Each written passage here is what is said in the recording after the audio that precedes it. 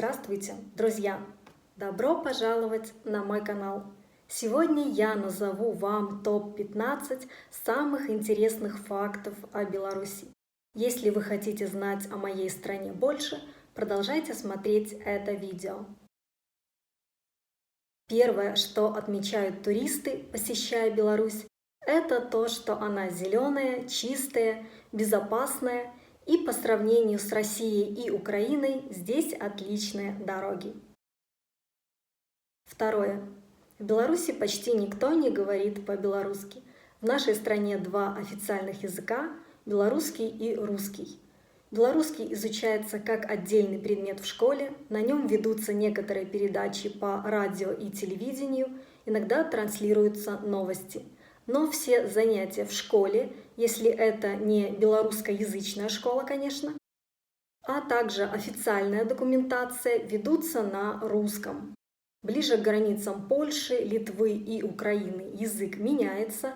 Там люди говорят на тросянке, это смесь русского и белорусского языков, и на диалектах. Третье. Беларусь – последняя страна в Европе, где разрешена смертная казнь. Четвертое.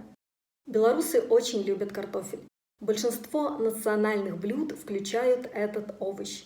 В Беларуси насчитывается более 300 видов блюд из картофеля. Иностранцы иногда называют белорусов бульбашами.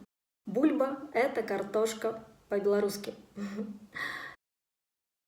Пятое. В Беларуси много казино. Когда в России запретили игорный бизнес, в Беларуси открылось множество казино, в которые россияне часто приезжают играть. Шестое. В Беларуси очень мало попрошаек и бездомных. Несмотря на то, что на минимальную заработную плату прожить невозможно, у нас заботятся о бездомных и людях, попавших в трудную жизненную ситуацию.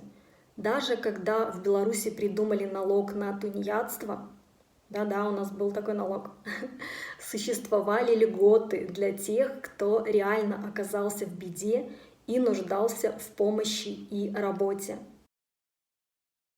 Седьмое. Территория Беларуси на 40% состоит из лесов, чему соответствует зеленая полоска на белорусском флаге. Восьмое. В Беларуси находится национальный парк Беловежская пуща, самый большой и старый лес в Европе, где обитает крупнейшее животное Европы – зубр. Девятое. В Беларуси нет ни доступа к морю, ни гор. Может быть, вы слышали о Минском море, но на самом деле это искусственно созданное водохранилище. Десятое. Говорят, что по количеству полученных виз в страны Евросоюза белорусы на первом месте в мире. Ежегодно наши граждане получают около 700 тысяч шенгенских виз, большинство из которых выдают Польша и Литва. Считается, что белорусы мало путешествуют, но, видимо, те, кто путешествует, делает это обязательно шенгенской визой. По крайней мере, я в основном путешествую в Западную Европу. Конечно, поездку в Вильнюсский Акрополис или белостокские гипермаркеты тяжело назвать путешествием, ведь они находятся недалеко от белорусской границы, и это все-таки тур за покупками. Тем не менее, белорусам нужна шенгенская виза, чтобы попасть в эти соседние страны. Кстати, продукты и одежда в Польше гораздо дешевле, чем в Беларуси. 11. Все белорусы еще недавно были миллионерами. Из-за сильной инфляции белорусский рубль обесценился, и за 1 евро можно было получить до 25 тысяч белорусских рублей. Из-за постоянного изменения курса цены на многие товары белорусы считали в долларах. В июле 2016 года была проведена деноминация, и у рубля убрали 4 нуля. Считать стало удобней. 12. В Беларуси один паспорт, который является и заграничным, и внутренним одновременно. Из-за того, что у нас только по паспорту можно получать посылки, проводить денежные операции и так далее, он нужен везде. От получения больничного листа до покупки билетов за границу. Поэтому приходится его часто носить с собой. 13. В Беларуси обязательно служба в армии сроком 1,5 года. В случае службы после учебы в высшем учебном заведении срок сокращается до 1 года. 14.